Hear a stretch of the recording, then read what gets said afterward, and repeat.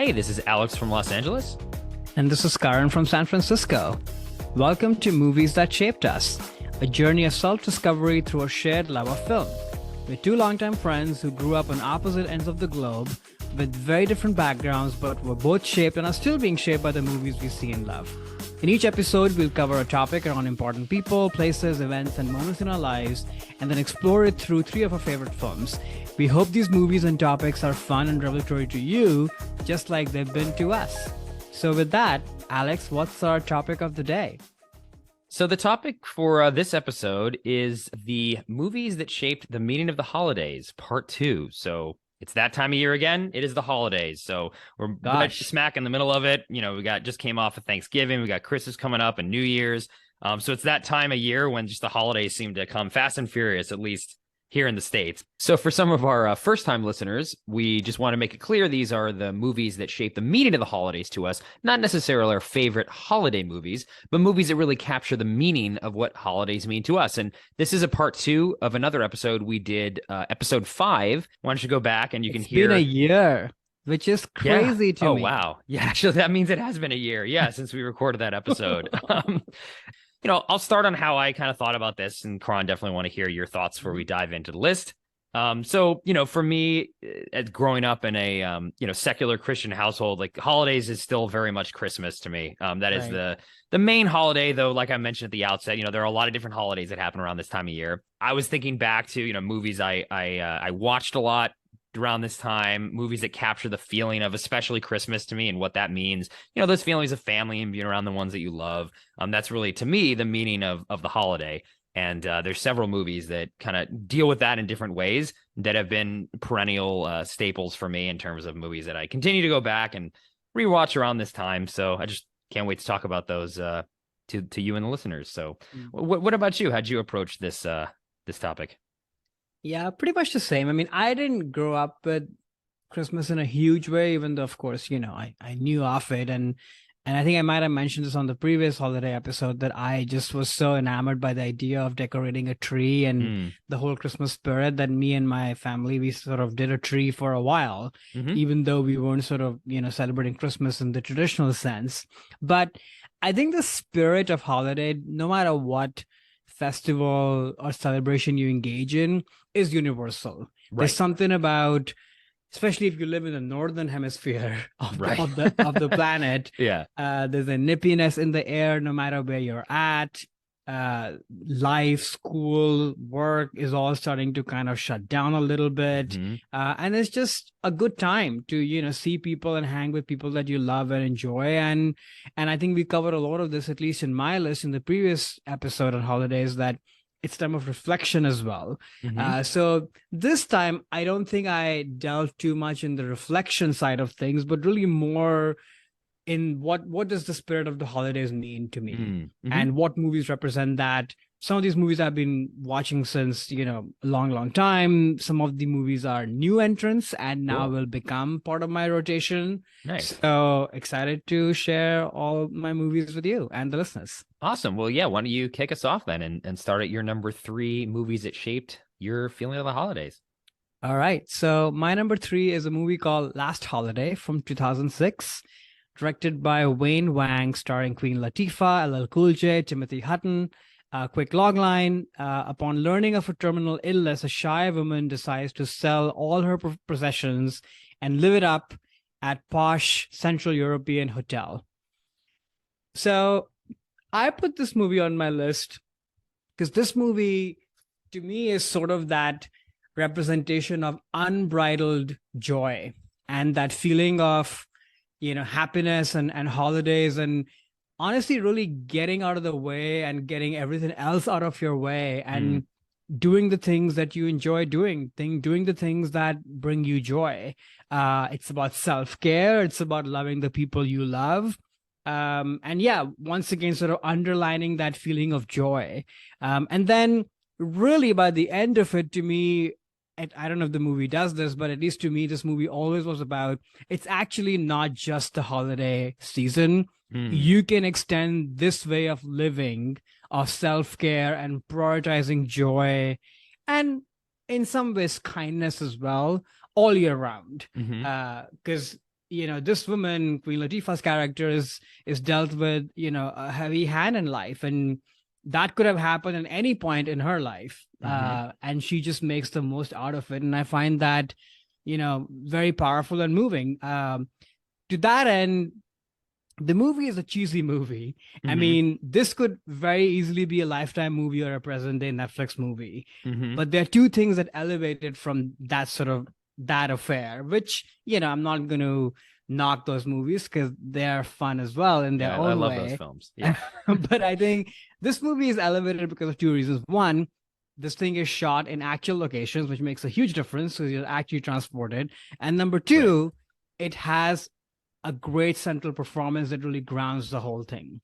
And I think that's what really makes it. And I think, it's a very funny movie. You're transported, like I said, you're in beautiful locations. You're kind of experiencing the joys of living life king size through her and living vicariously through her. And I think there's something very great about allowing yourself to do that just the way the character is doing that as well. And that's why you're locked in with the movie, or at least I have been always, because I think growing up in most societies is almost like, oh, you shouldn't let go, or you shouldn't spend too much, or you shouldn't enjoy yourself. It's almost like a sinful sort of thing. Right. And I think there's something about her performance really, and of course the plot of the movie is that she's kind of tippy-toeing in that world, so you as a viewer are also doing that with her, which I think is really fun, and you enjoy that.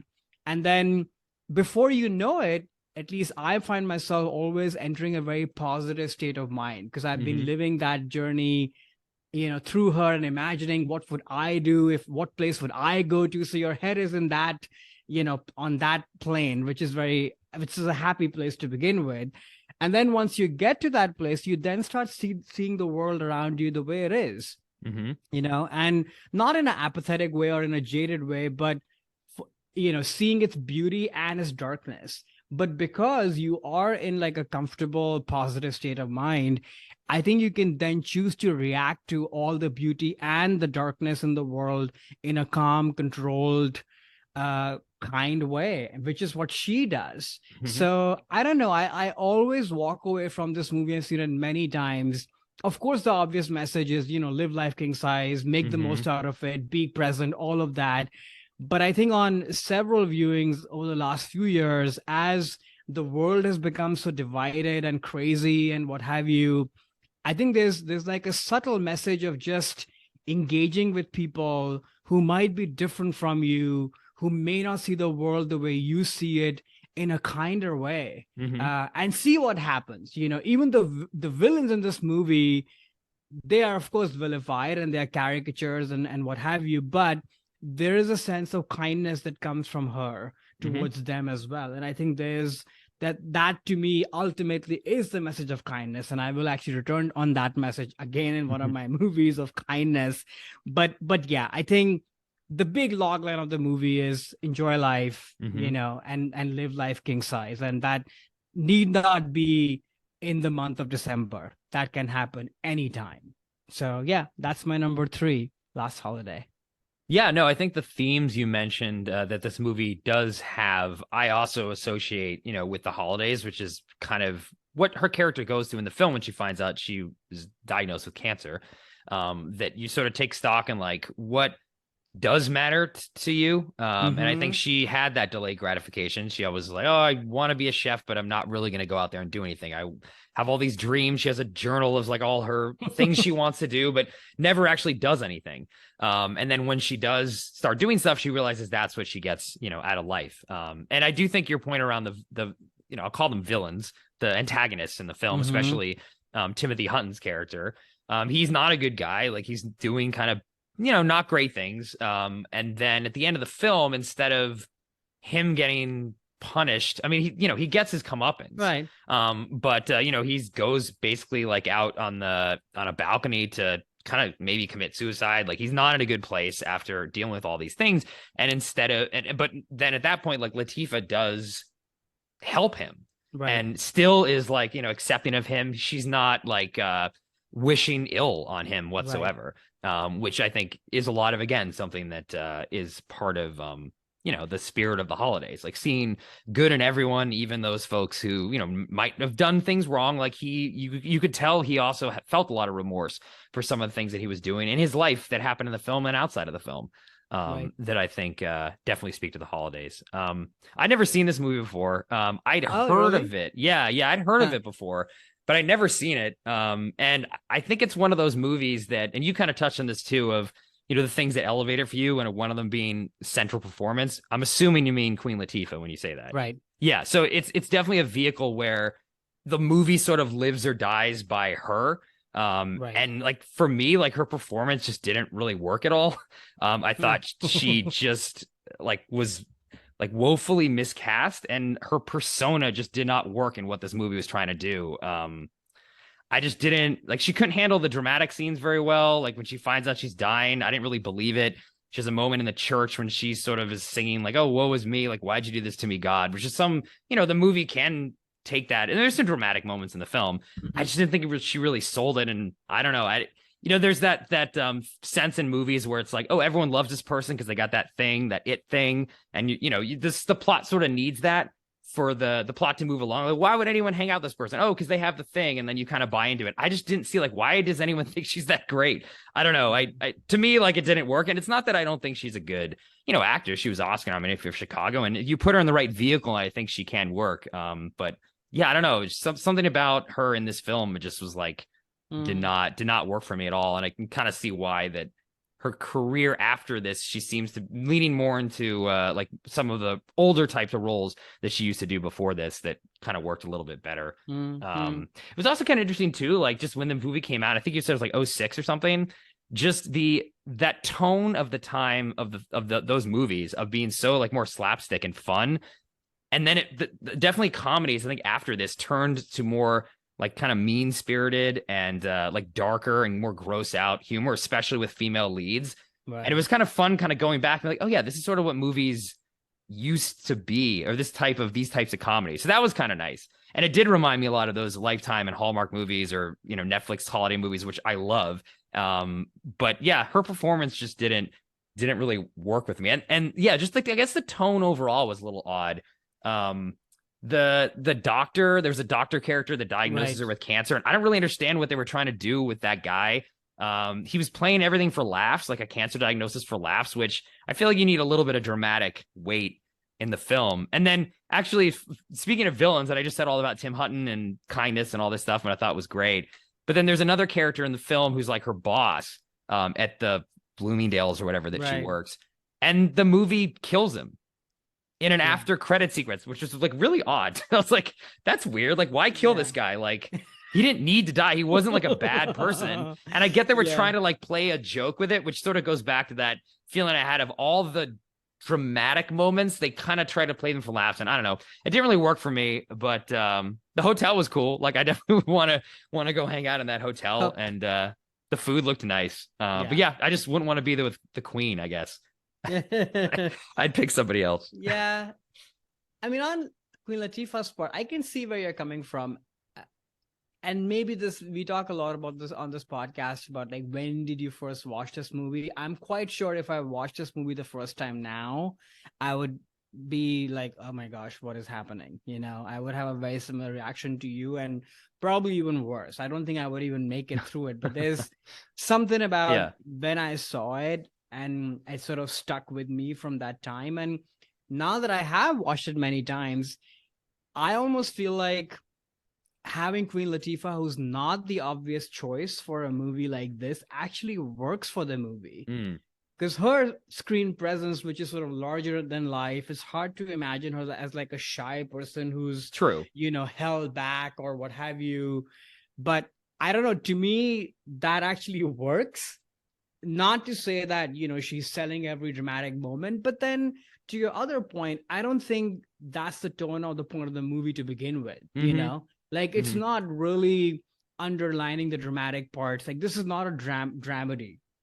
It is really, I think they're going for the comedic slapstick side of things. And and again, I said up top, like, this is not like a 5-star movie for sure. Yeah. So there's, that. So I don't know. I forgive it more just based on when I started to watch it, and I know what this movie is signing up to do when it delivers what it's promising. Nothing more than that. Yeah, you raise a good point about like I was wondering when I was watching this, like why she was cast in this movie, and I think you hit the nail on the head of why. Like she's playing against type, Right. Her big hit before this, I think I don't know if it was right before this or in a couple years before, which really kind of made her into a box office draw, was that film with Steve Martin, Bringing Down the House, where she plays like this, very outwardly crazy, like, Tasmanian devil type character who comes into his life. And in this movie, she's playing exactly against type. So now I understand why she was cast. I just think she's not a good actress to pull off this role. That's sort of like, it's not, yeah. But now at least I understand that makes sense of why at the time it's like, oh, let's take her role, but kind of flip it on her head a little bit, because now she is very reserved. And you're like, whoa, this is weird. Like Queen Latifah is usually like, yeah, lives life to the fullest. And she doesn't until, the third act or really the second act of the film. But I will say this is a remake, I believe, of a film, isn't it? I think it's a remake. Oh, really? I think so. Of an older film, and I feel like if the premise is someone dying of cancer, you're kind of signing yourself up to be a dramedy, and you need to play there has to be like some serious moment in this film. But LL Cool J was good. I gotta mention that he was great in this. He was very good. Yeah, he was very charming. Cool. Yeah, just never would have seen this, and it was nice to nice. It's lighter fare, which I again appreciate. Lighter fare. Yeah. So cool. Why don't we? What is your number 3? Yeah, we can move on to my number 3. My number 3 is The Nightmare Before Christmas from 1993. This film is directed by Henry Selick. It's a stop motion animated film, so it stars the voices of Chris Sarandon, Danny Elfman, Catherine O'Hara, and Paul Rubens. The IMDb plot summary is Jack Skellington, king of Halloween Town, discovers Christmas Town, but his attempts to bring Christmas to his home causes confusion. So this film for me is a perfect and kind of unique blend of two holidays that happen at, towards the end of the year, Halloween and Christmas, which to me were two of my favorite holidays growing up as a kid. Like those were the ones that I was always looking forward to the most.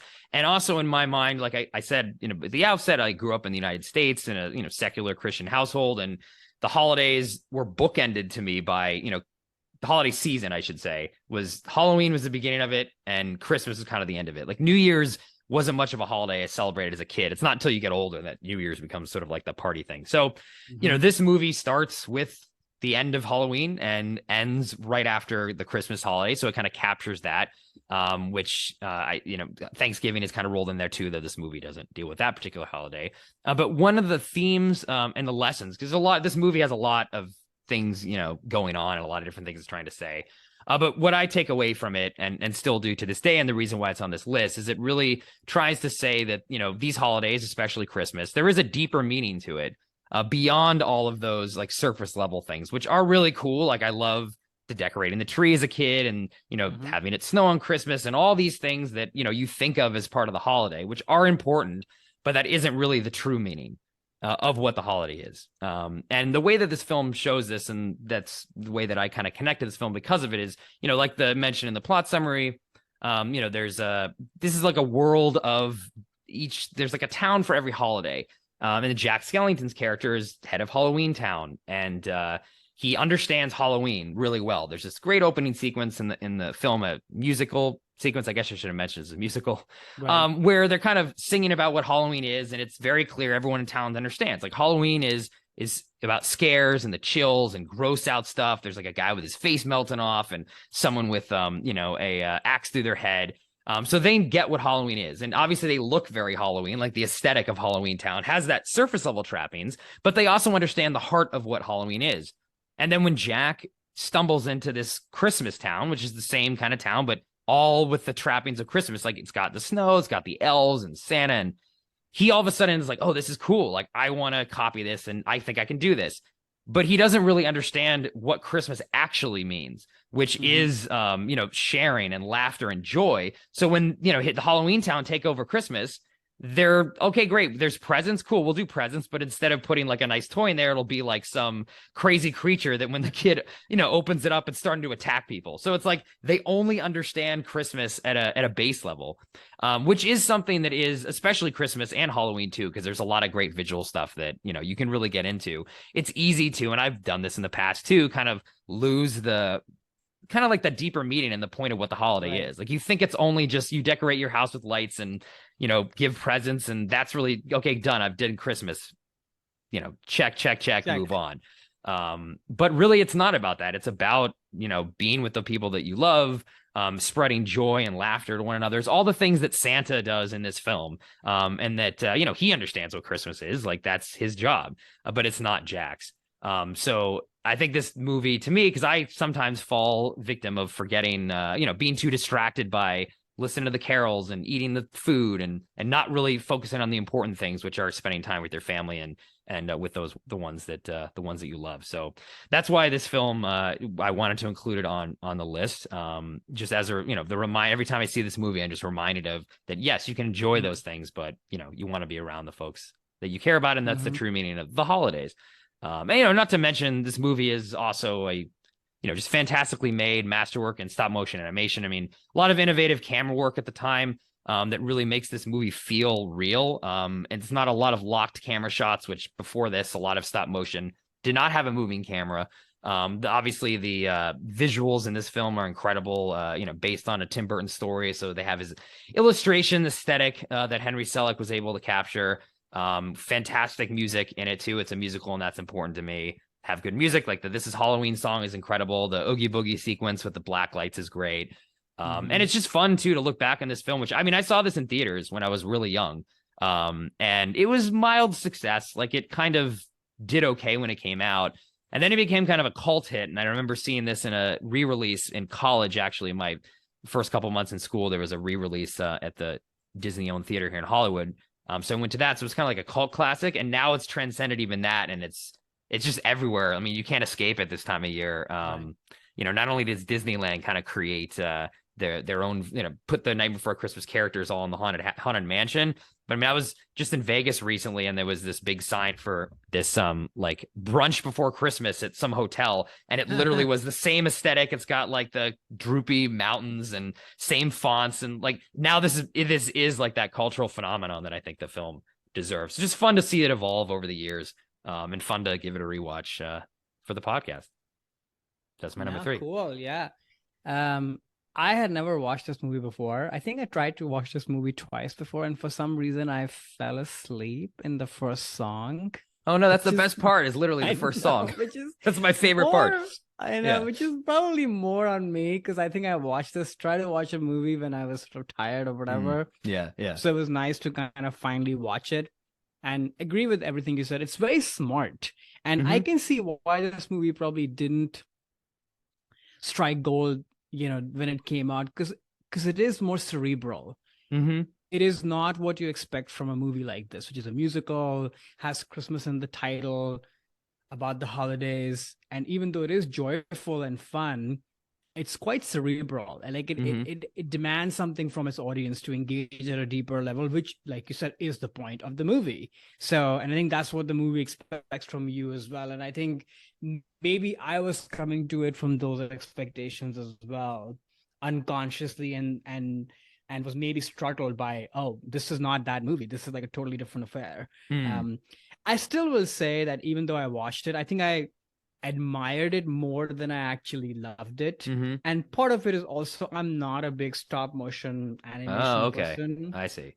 Like I really admire it, how it's created, and I think I get a little bit lost and distracted by the machinations of what it would take to put this together, and that can sort of take me out of what is actually happening. And then when you have music on top, it can be a little bit of an overwhelming experience to the point that my brain starts to tune out. I had to fight that even this time around. I didn't fall asleep, so that's good. It's a win, yeah. So yeah, once again, I really admire it. I really appreciate it, the deeper meanings, and I'm so glad that this movie exists, because I think that that meaning that you highlighted needs to be underlined. Mhm. And it's actually true for Halloween as well, in a Yeah, different way. that's It's true. not just about Christmas, it's really about any holiday. You can so easily get distracted about with the scares and Mhm. getting wild, and this being your free pass holiday where you can be horrible or idiotic Right. or what have you, but there is more to that. So Mhm. I'm very glad that this movie exists, and I'm glad that it's taken this sort of huge pop cultural status. I recognize the font and the Mhm. droopy hills and the moon from a mile. I know what this is. So Mhm. so I was happy to watch it, but yeah, not my cup of tea per Not se. going to be on your rotation. Is what you're No, saying. Yeah, okay. no. Cool. Cool. I'm glad you finished it and didn't fall asleep in the opening song, which is like that sequence alone. Like Oh, sometimes I'll just it's watch it on amazing. YouTube. It's just fantastic. It's Actually, I think amazing. the reveal when Jack kind of comes out of the he sets himself on fire and jumps into the well, and he kind of like rises up as the song is swelling is one of the best like introductions of a character in any movie. It's just like epic stuff. So glad you didn't fall asleep. I would agree Glad you with didn't fall that. asleep. Cool. So what is your number two? Okay, my number two is a movie called After the Thin Man from 1936, directed by W.S. Van Dyke, starring William Powell, Myrna Loy, and a very young and handsome Jimmy Stewart. Quick logline: Private Detective Nick Charles and his wealthy wife Nora are back home at last and hoping for a quiet New Year's Eve when there's a murder. The obvious suspect is his wife, Nora's cousin, Selma.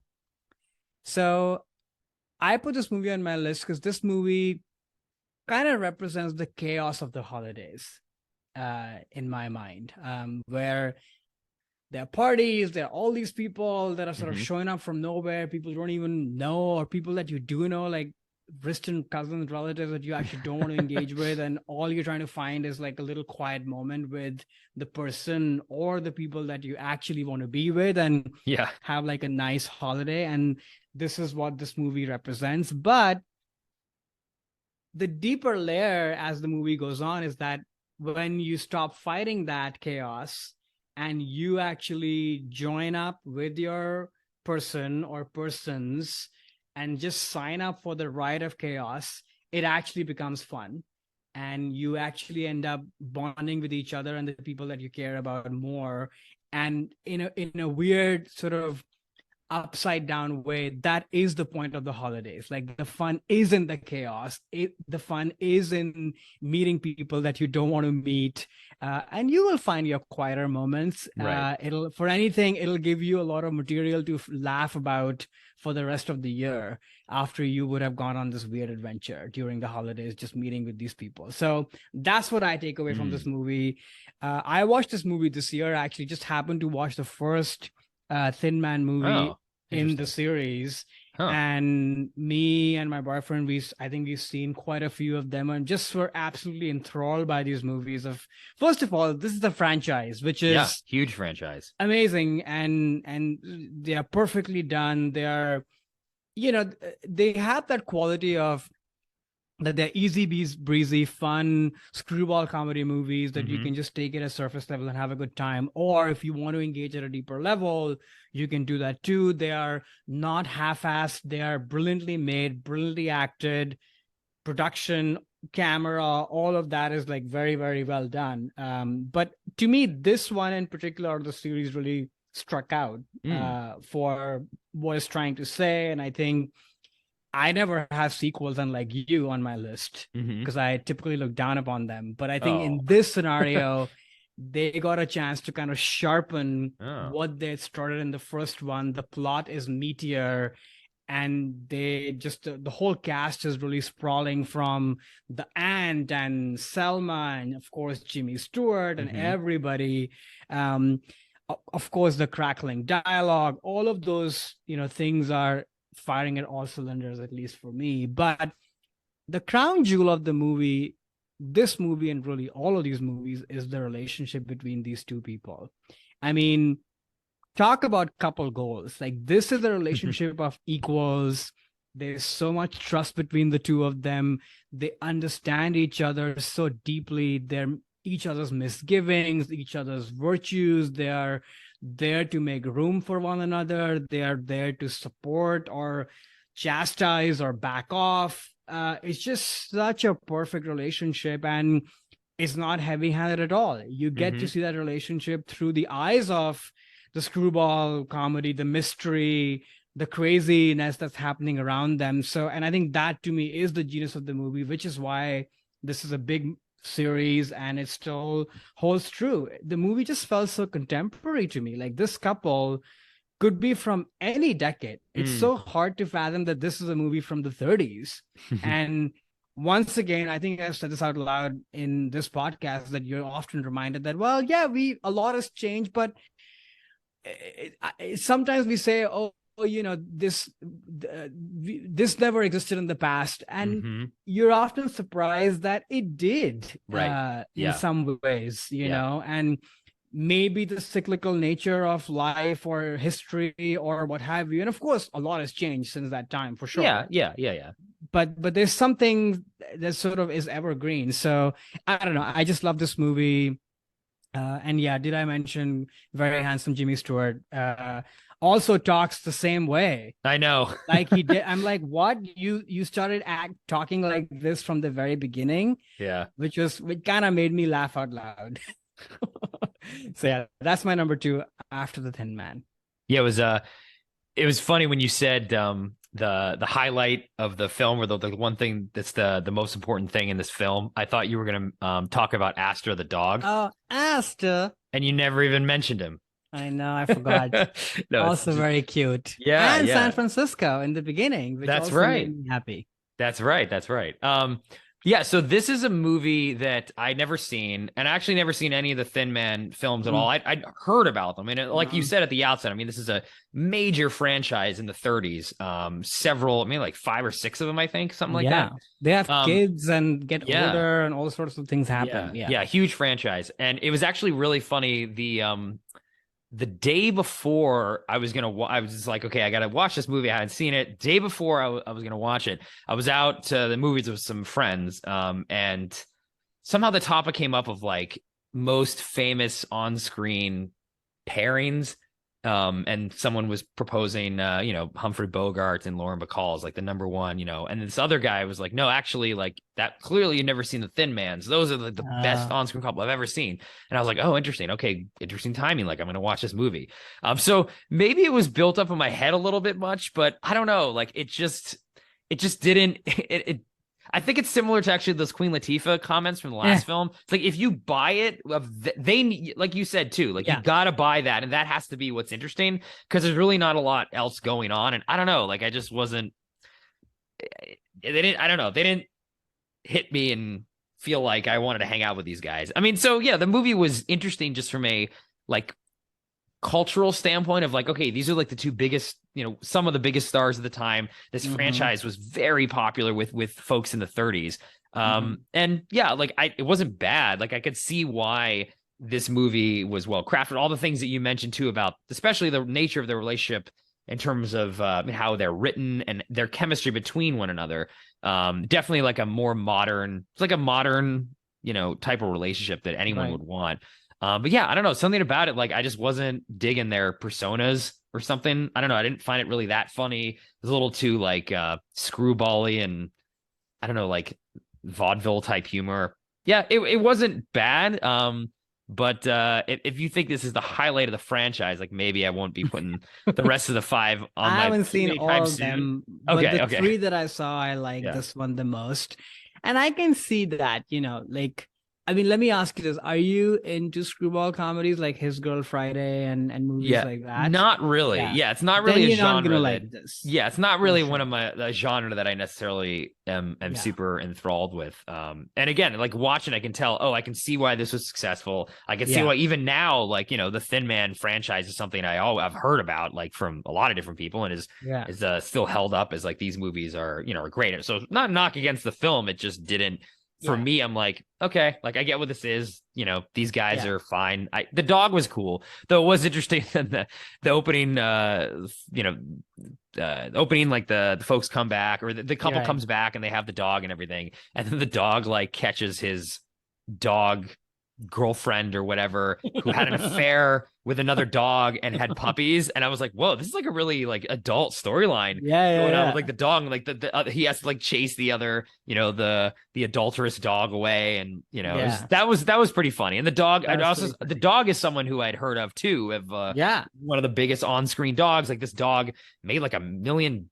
It wasn't $1 million a year, but it was like one of the higher paid right, canine actors ever, who survived through all the films, really famous dogs. It was fun to just see like right. a very famous dog, and the dog was great and very funny, and Very funny, very cute. yeah, the dog was great. But Yeah. yeah, like I don't know, I just was I guess I could say disappointed in a way, because I'd heard about these movies for so long, and then literally like the day before, the guy's like, this is like Mm, better than Bogey and Bacall. I'm like, oh, okay, cool, like great. I'm ready oh, to get I'm in there with the sorry. Thin Man. But no, it's a film that I have always wanted, or this franchise is a franchise I've always wanted to see what it's like, because it keeps ending up on all these different lists and things, and I'm like, I should check out the Thin Man stuff at one time, so at least I can know what it was. Not for you. I think Yeah, it's a not really. screwball thing. Like if you're Yeah, not in this yeah, into the screwball thing, and totally. I'll tell you, it took me a while to get into it because the first time I watched His Girl Friday, I was like, I get why Yeah, this is considered a masterpiece, the right, rat-a-tat right. dialogue and everything, Hmm. but I'm not really into it. But then Yeah, it took me a few, viewings to then really get on with it and then really enjoy it. So I think the day you start enjoying screwball comedies, you will enjoy this movie come and you back to will the franchise. Yeah. enjoy this Okay. couple as well. Yeah. Yeah, yeah, totally, perhaps. But I will say, just getting back to the theme, that this movie definitely did a very good job of the, okay, we finally have some time to ourselves, and then you don't, and the whole Yeah. movie they're just trying to. So, and that is something I definitely associate with the holidays, especially around this time, just the chaos of that. Yeah. Like all these holidays Opening actually at the scene end of with the the year. party and all is like really well done. Yeah, yeah, yeah, yeah, yeah. Even like cinematically, there's Hmm. so much going on. Like, so yeah. Yeah, but yeah, it was fun to finally. Actually, one question I did have for you, and maybe I should have just Wikipedia'd this. Why is the Thin Man a reference to the murder in the first movie or something? And Yeah. do you know why was it called the Thin Man? It is that. I think I've forgotten it because I Okay. watched the first one a little while ago, like the beginning of the year, so I've Yeah. forgotten. And Okay. I mean, in this one too, spoiler alert, I I mean, shouldn't spoil it. The well, killer in this movie oh, is that's I also never thought about that. fits that. So Then yeah, maybe they should have called it instead of After the Thin Man, which I liked, because it was like, this is a sequel to the Thin Man, right. whatever the first. Another Thin Man, or a second Thin Man. Um, Yeah. Cool. So speaking of second, I can jump into Uh-huh. my second film here. So the second film on my list of movies that shaped the feeling of the holidays for me is Krampus from 2015. This is a film directed by Michael Dougherty, starring Adam Scott, Toni Collette, David Koechner, Allison Tolman, MJ Anthony. And the IMDb plot summary: a boy who has a bad Christmas accidentally summons a festive demon to his family home.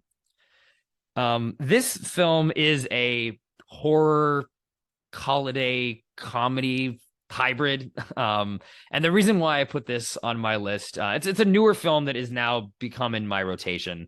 So it's not something I saw in theaters, actually, like Nightmare Before Christmas, not something I've seen as much as that film. But I did discover this on VOD, and for me, what this really does is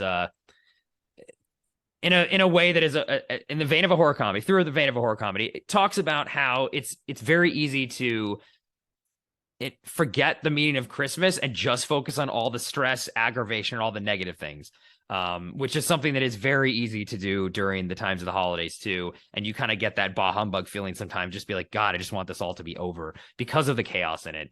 And you're with a lot of family. I'd go to relatives' houses, or have people come over and just get all the Christmas shopping done. And there's always a lot of things to do, and that definitely can be very stressful. You're put under the same roof as a lot of relatives, and sometimes those can lead to be stressful situations too, where you're just sort of like, oh, like I just don't want to be around people right now, because they're all just kind of stressing me out.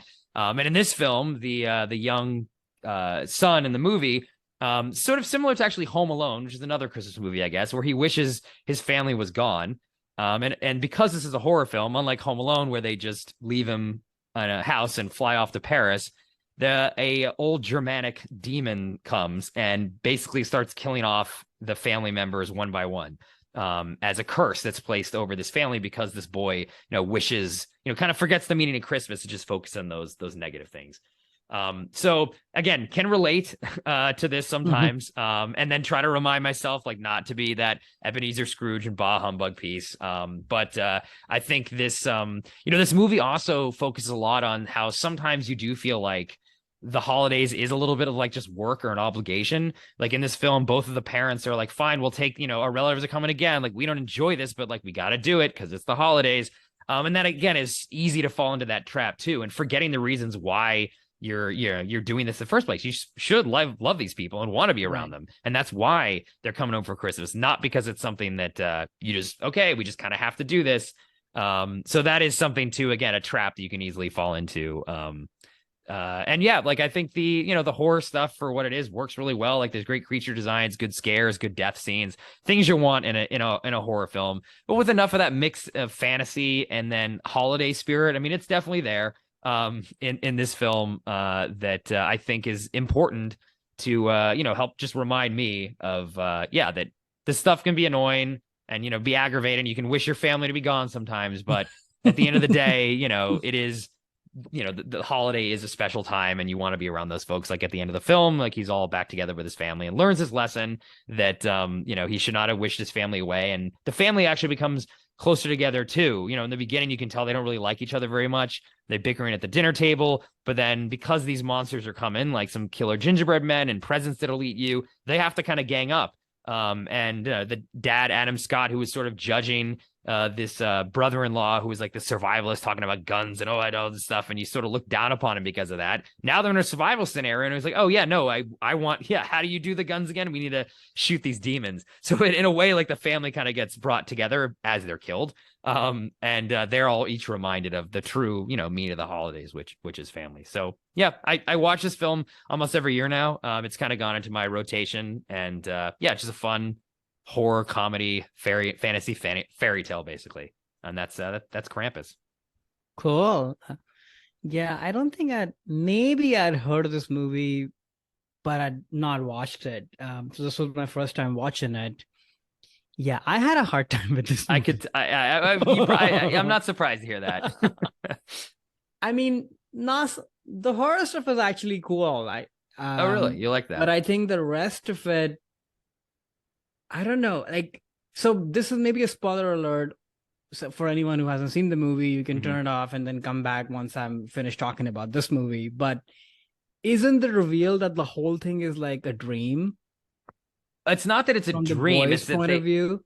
No, it's that actually like so all the family members get killed in the film, and he actually sacrifices himself to save his one of his family at the end, so that Krampus, who's the demon who's cursed them, kind of goes away, and you think everything's okay, but actually like you never can take back this wish that he granted. So now Krampus has the family trapped in like a snow globe, even though they're happy and they're forever in the perfect Christmas morning, but they actually are not in reality anymore. They all are dead, and they're in this, I guess, hell world that Krampus controls. I see. So it's sort of like a twist ending in the sense of actually things didn't work out, and the kid did make this wish that did not actually get reverted, even though he kind of got what he wanted in terms of this this nice family moment at the end of the film. At least that's how I interpreted it.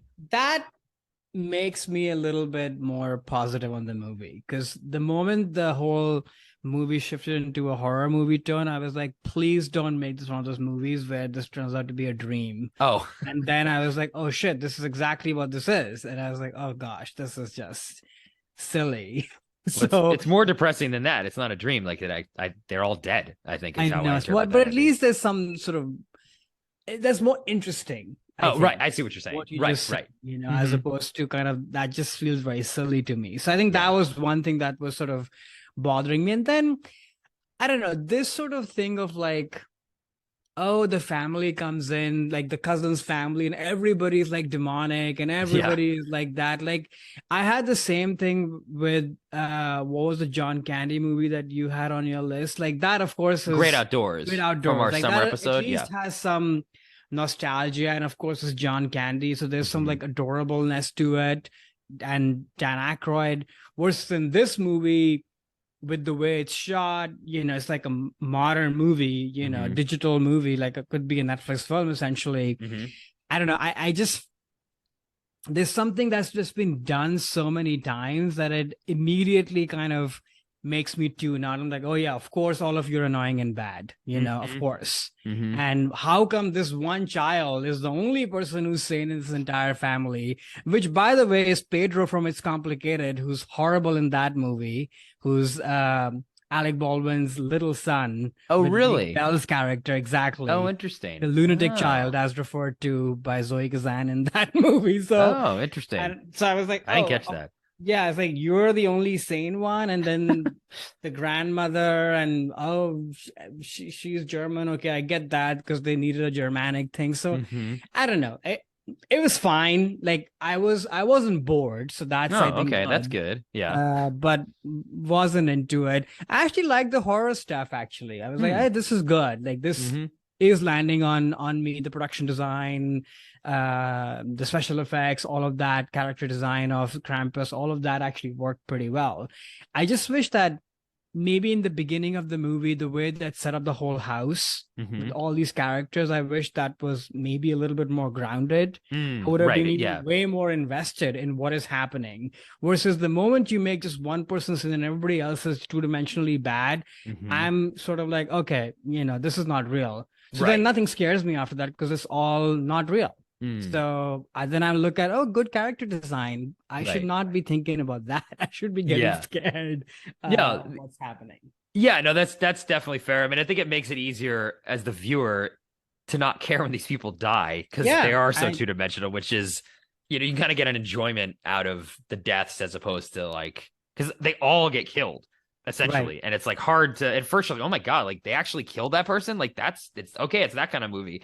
But because these characters, have, I don't want to even say flaws, but they're very one-dimensional and like a cartoonishly negative sort of like, these are the typical annoying relatives with nothing else redeemed them. It is not realistic. You're totally right.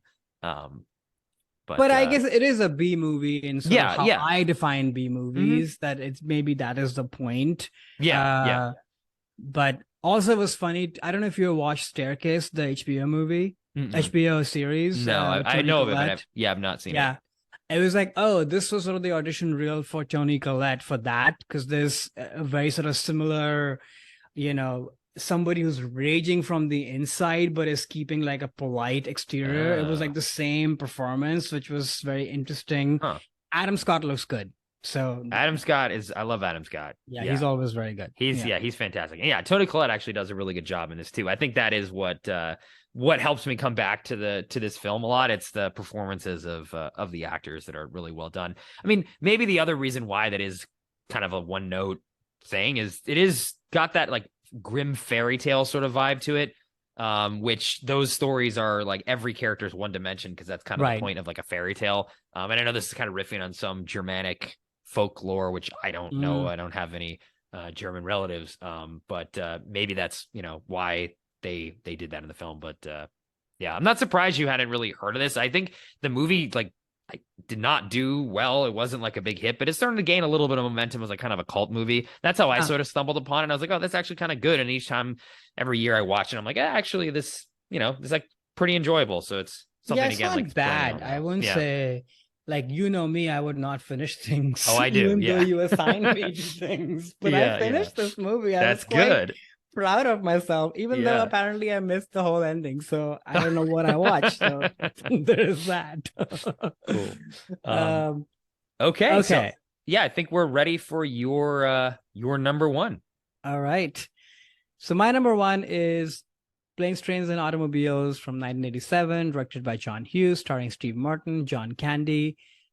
Quick log line, if anybody has not seen this movie, a Chicago advertising man must struggle to travel home from New York for Thanksgiving with a lovable oaf of a shower curtain ring salesman and his only companion.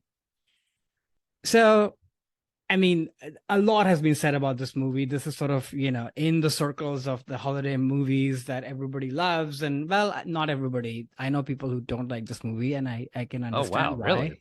Yes. Oh. For some reasons. Okay.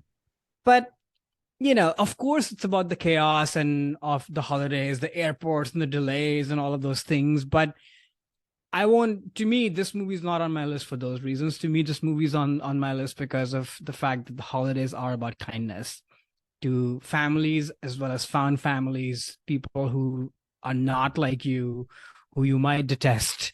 And it is about opening your hearts, learning something from them, sharing something with them. The Mhm. theme that we've been sort of sprinkling all along. I think this movie sort of really hits it. And it is obviously one of the all-time funny movies with two brilliant performances at the center of it. But I think why this movie, at least to me, kind of holds the test of time and stands tall, it is because of John Candy. I think it's him, his acting, but also just his persona, whether real or not. He's sort of playing somebody who's sweet, somebody who's annoying, but at the same time, there is sort of this layer of sadness behind this person, a deep loneliness, all at Mhm. the same time. Mhm. And that is why you click and lock in with him. Otherwise, the gag between, oh, John Candy does another goofy, silly thing that annoys Steve Martin will get old very quickly. Right. I don't think we will make it past the planes. I won't make it past the planes. That would be the end of it for me. But but I think it is about John Candy's performance that there's something so sweet and sad about this person, which of course is revealed as the movie goes on, and that's Mhm. what keeps you locked in. Obviously, Steve Martin is the best straight man who's irritated. There's Oh nobody yeah. better than him who plays that, and this might be probably the pinnacle of that persona of Uh-huh. his. And you, as an audience member, just revel in that. And then John Hughes, I Mhm. was listening to the rewatchables and they did an episode on this, and I think Oh. they said it really well that I didn't actually know they revealed on the movie that there's like a whole 40-minute Yeah. kind of b-roll or whatever of things that didn't make it in the movie that had a lot more detail and such. And yeah, it explains things perhaps a little bit better, but I think it shows so much restraint on John Hughes's part to Mhm. make this movie its best version. And I think there's more said in those unanswered questions. We don't need to know that the wife is suspecting the husband as to why he's Mhm. in some other place. Like that is not the part of the movie. We do not need to go there. Or we do not need to know that the person who robs their wallets at the hotel was the pizza delivery person. We Right. don't need to know any of this stuff. So I think that was really fun to hear. But yeah, it's really funny, it's really sweet. And then I have to mention the final scene, when he brings him back home, Mhm. meets the family, the kids, the wife is coming down the stairs, there's food laid out. It gets me every single time because I think Mhm. that's where John Candy's loneliness and sadness sort of meets the warmth of this family. And it's somehow there's sort of this equal meeting between the two, because so far Steve Martin's character has been the one who's been on the receiving end, Mhm. and who's also been acting out and being mean to John Candy throughout the movie. Right. And this is that one moment where he gets to open his heart and welcome somebody and give actual joy to somebody. And there is just so much of great, without saying anything, the look on John Candy's face that, you know what, this friendship is now going to live for a whole life. Right. That look on his face is his return to him, which we don't know the backstory of Steve Martin's character, but I don't think he has many friends Right. either. I don't Mhm. think he does. Like he Mhm. is there's probably a whole other movie about him. This picture perfect sort of family that we're seeing in the movie is more from perhaps the eyes of John Candy's character. Even though he hasn't met this family, that's his aspiration of Right. what holidays and family life could be. I don't think that's what's actually happening in reality. And in some ways, by Steve Martin welcoming John Candy to his holiday festivities at Thanksgiving, it sort of completes and really underlines the meaning of family and Thanksgiving and hence the holidays. So, Mhm. yeah, but you don't have to read into any of this deeper meaning. You can just enjoy the ride, laugh out loud moments across the board. Uh, I love this movie. So that's my number one, Planes, Trains, and Automobiles. Yeah, this movie is fantastic. I'm surprised there are people who don't take to it. That was a surprise to hear you say that at the beginning.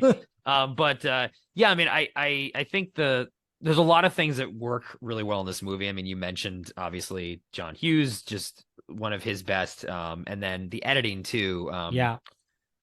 Hirsch, I think is the guy's last. He also edited Star Wars, big time, like one of Yes. the great editors. Just did a fantastic job with this, and those extra scenes that were rumored for a really long time and that finally got released Mm. recently are a testament to that. But I really do think this movie is so special because of Candy and Martin, especially Candy. I do think this is his best performance in any It's film, his and best. he is just a fantastic actor and just has such a great persona. But I don't think anyone else could have pulled this off to No. where that one scene in the hotel room when Martin really calls him out for that first time and kind of yells at him. And then John Candy has that, like, you hurt me. Like, I might be annoying and, but I I hurt like who too. I And am. I like who I am. Right. I'm an annoying guy, but I like who I am. And that hurt. And that scene is just incredible. Hmm. By how, and I don't think anyone else could have delivered that but No. John Candy, because yeah, if I was Steve Martin, he would annoy the hell out of me too. He's Right. not like he's a nice guy, but can be grating. But because he has that pure heart, and he's just an honest with himself and with the world. I think that makes him redeemable in his annoyance.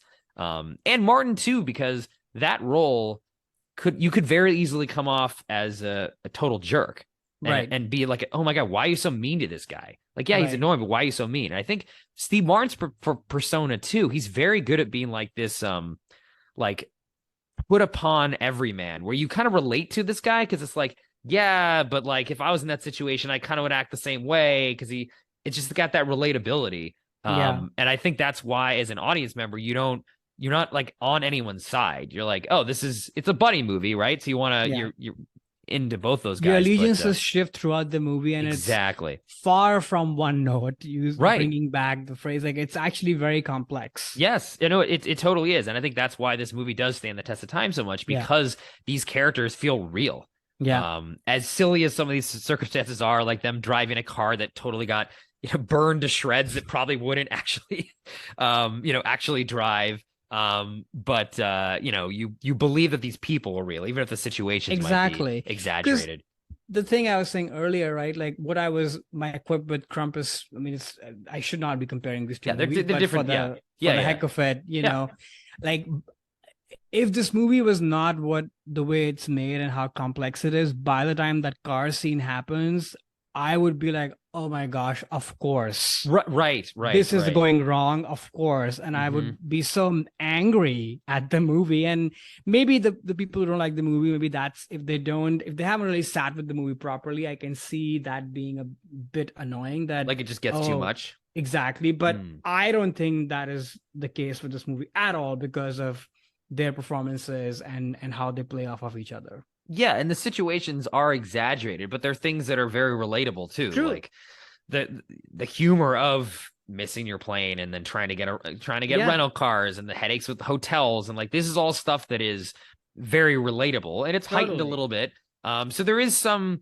I mean, I think that's what John Hughes does really well in all of his films, honestly. Like even the ones that are a little bit more fantastical, like we covered Ferris Bueller's Day Off on our summer episode, so folks can go listen to that if they want to hear our thoughts on that film. But that movie is very fantastical elements to it, but there is those characters feel real as heightened as they are, and I think he also does the same thing with Candy's role and Steve Martin's as well. So yeah, I think this movie is a classic. It's fantastic. One of the best, buddy films and holiday films too. Because even though it is over Thanksgiving, I think it does, to your point, represent all these sort of end of the year holiday, Christmas and New Year's and Thanksgiving, and they all kind of share a common thread of a theme to them.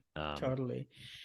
One last thing, watching this movie this time, it just made me think of that weirdly, this movie in the current day landscape is also kind of political.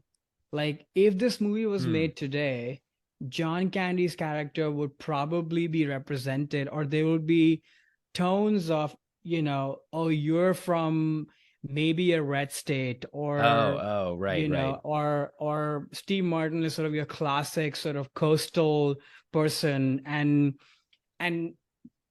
I'm sort of glad that this movie, obviously it was made in a different time, so it doesn't even delve into any of that. But if you want to engage with the movie in that way, you can sort of read into it. And once again, the message I was sort of highlighting up top is that that's okay. You can be very different from each other. You can be annoying and grating on each other, but there is still a way to, meet each other with kindness. And I think that's what the movie underlines. And to your point, like, because you see these people as real human beings, suddenly all these other trappings of your associations, your job, all of that start to fall away as the movie goes along. So I thought that was kind of amazing. It sort of feels very topical in that sense. It does. And I think in terms of reading like political messages into the film, which I do think there are some threads to that. I was looking at it in this last reflection. These things for some reason were kind of coming out at me a little bit more. It was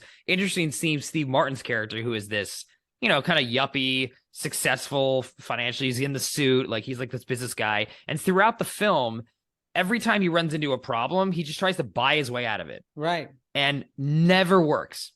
Candy is someone who, he's not engages with people. Exactly. He uses kindness to get everything that they get in this film and to move them closer and closer to their destination, which is, Chicago with Martin's family. It's, I know this guy. Oh, I sold him some things. He remembers me. So it's his kindness that actually succeeds on every issue that they run into. Whereas even Martin, though he's a con artist in many ways. Okay, fine. I guess you're right. He is. He tries to sell the women those shower curtains as like expensive earrings. Montage. That is a great scene. But I think it's just a testament to you can't buy your way out of situations very easily. And then at the end of the day, it is just being a nice person and being an open soul and having friends and connections is what got them to Chicago. It was not Steve Martin and his credit card.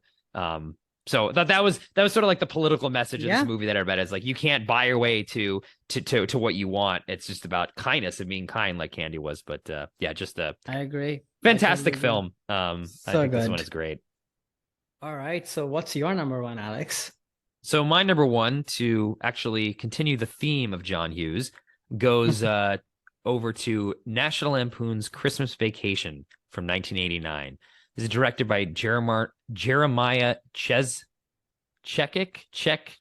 Yeah, probably. Sorry to him if he's still alive and listening to this. I mispronounced your name. Written by John Hughes, starring Chevy Chase, Beverly D'Angelo, Randy Quaid, Juliette Lewis, Johnny Galecki, and Julia Louis-Dreyfus. The IMDb plot summary: the Griswold family's plans for a big family Christmas predictably turn into a big disaster. So this movie for me is on the list and at my top of the list for this second holiday episode, because it captures for me the nostalgia of thinking back to Christmases in the past, but not with rose-colored glasses. Where everything was perfect and everything was perfect all the time. It's like, no, like in a realistic way, where you're not going to always have, or probably never, the perfect Christmas, because that is an impossible goal to have. But it's still, if you're surrounded by your family, it's still fun memories to think back on, even if things always didn't work out like either you had wished or like you had planned. And I think this movie captures that really well, because it's really not, the point of Christmas isn't to have the perfect Christmas every year where everything is always goes according to plan. It's just, again, to be with the people that you love and with your family, and the people that you care about and people who care about you. And what I think this movie does well to convey this is that it kind of goes through a lot of the things that you do remember at growing up with celebrating Christmas, and even due to this day, picking out the tree, hanging up Christmas lights, going Christmas shopping, having the relatives come over, eating the family meal. But it has all those things, but they're all not perfect. Like the Christmas tree is they cut it down and it's got animals living in it. The meal that they make, the turkey is terrible. It, like, deflates on the kitchen table. Hanging up the lights, Chevy Chase like falls down and there's all these kind of disasters that happen to him. And the family fights a lot when the relatives come over. So it's not perfect, but Christmas never was. And I think that's what I see whenever I watch this movie. It's like reminds me of all those great memories. And yeah, like I sort of appreciate the fact that they are, not through just the lens of nostalgia where everything was perfect. And then, there's some schmaltzy moments in this movie too. There's a sequence where, Clark gets trapped in the attic and he's go back watching old movies of his childhood Christmases. So that is definitely like played for, oh, everything was perfect, back then. Why is it so perfect? But then there's a great kind of counterpoint to that moment when, after Clark kind of reminisces and his dad's there and he's talking to his dad and saying like, look, like, I'm trying to create this perfect Christmas. Like, it was always perfect for us. Like, how did you do it? Dad, how'd you do it? And he's like, whoa, I had a little bit of help with from Jack Daniels, like implying that it was hard and it actually really wasn't perfect even back then. And that now, Clark as the dad, he's going to have to, deal with things not being perfect, even though you strive for it. And I think that's really like how I, again, look back on my Christmas memories and the hopes and dreams when you're a kid. You look forward to that day every year. And, it's going to be not perfect in some way. Maybe you burn the cookies a little bit, or you don't get all the gifts you want, or, the gravy's a little bit off that year or something. But look, that's sort of the fun of a realistic Christmas with the family.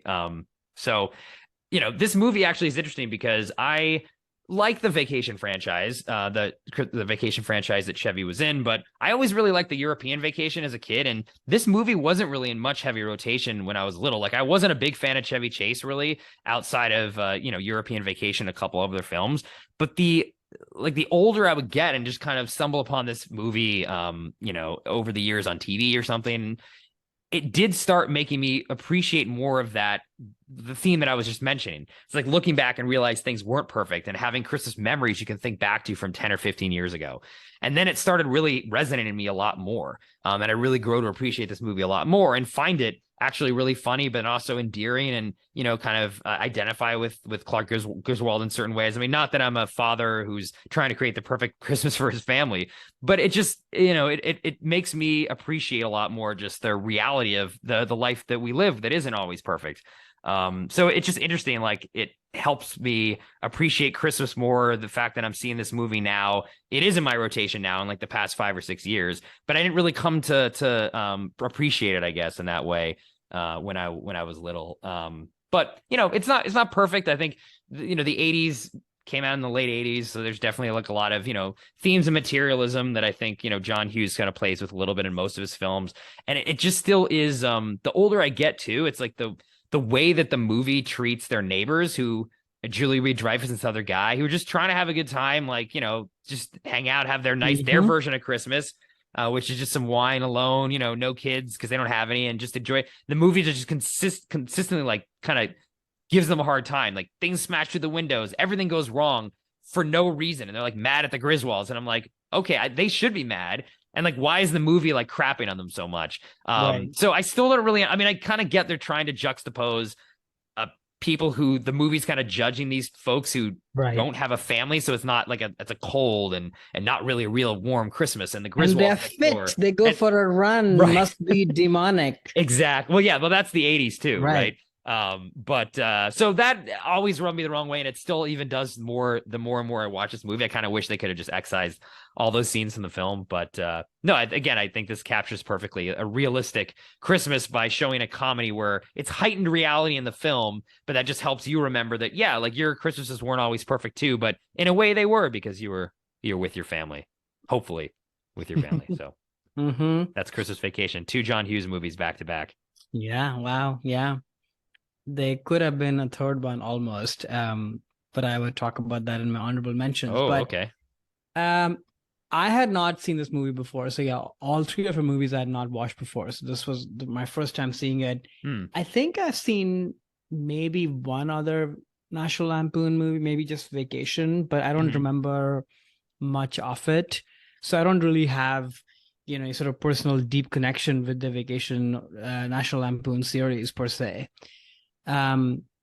Your read on the movie, when I'm hearing it from that lens, actually makes me want to go back and watch it again with that sort of read. But I think I really found it pretty hard to sort of get over what we were just talking about, which Hmm. is, or I don't think we mentioned that, but this sort of man-child person trying to sort Oh, of save Chevy. Yeah. Christmas, and do all these exaggerated heightened things and the lights, and then everybody else is in the wrong because we're trying to do this for this, however old he is, looks 50 to me, Yeah. 50-year-old man.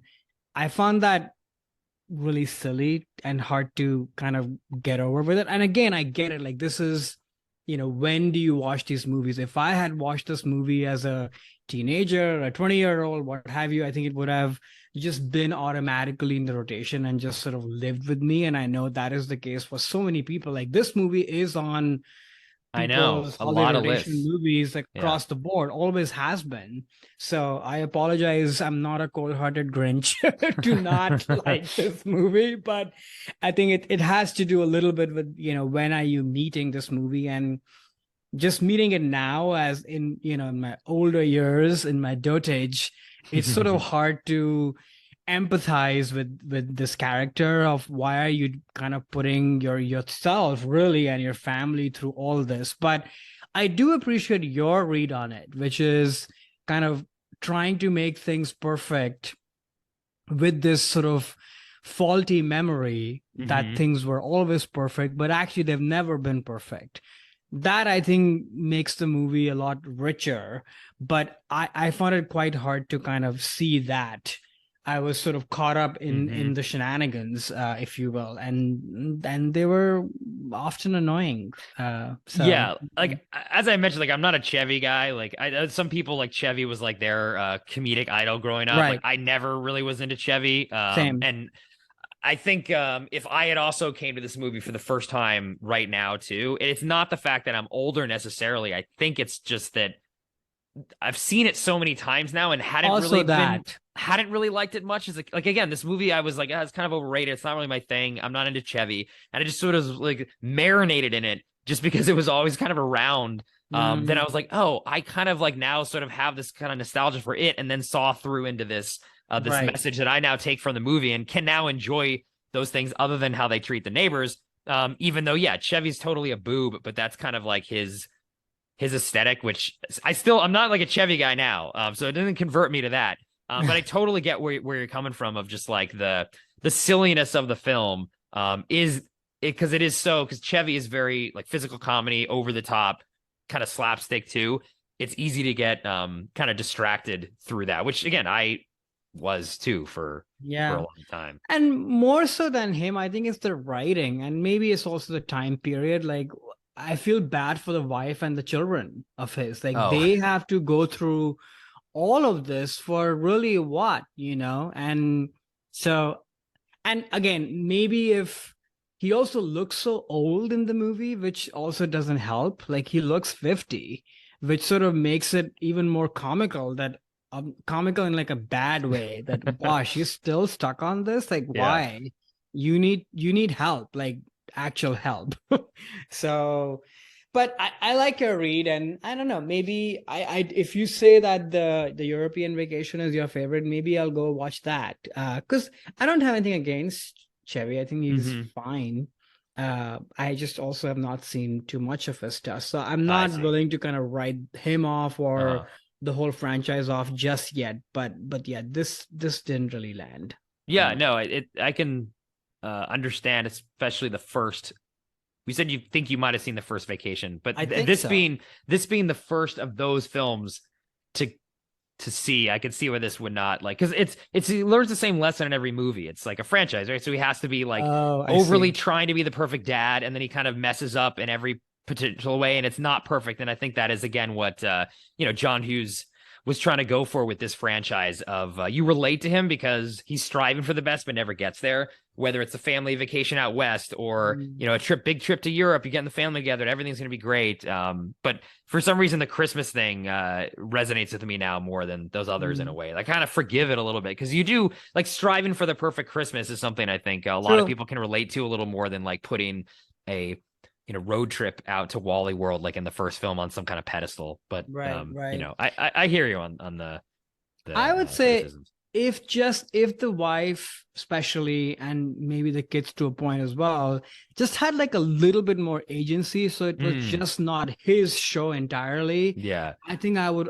be a lot more on board with it, because then it would feel like, and I think that's what Home Alone and other movies and such, well, actually I shouldn't say one, because that's very much the mom's show. The dad is sort of right. The dad's not in the really picture there. per se, from Yeah. a parent standpoint, but yeah, I think watching this movie now, I'm like, what is the wife doing? What is she doing? Like, she should be putting her foot down or talking to this man child, but maybe that is the point, that they don't have those kind of conversations, perhaps.